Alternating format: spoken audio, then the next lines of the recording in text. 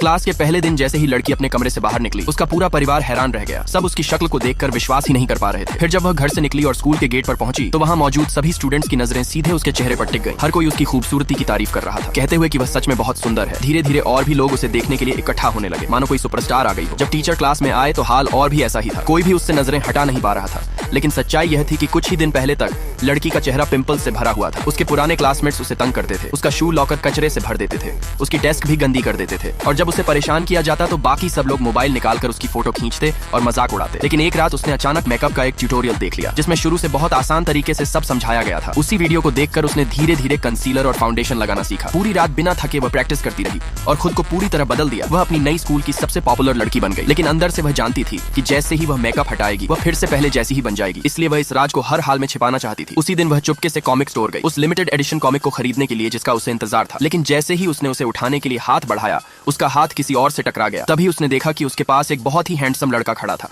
लेकिन उसी पल उसे याद आया कि वह बिना मेकअप के है। वह शर्म से भर गई, तुरंत अपनी हुडी पहनकर वहां से भाग गई। लेकिन उसे यह नहीं पता था कि जब उस लड़के ने उसका गिरा हुआ कीचेन उठाया, तभी से उसकी दिलचस्पी उस लड़की में शुरू हो चुकी थी।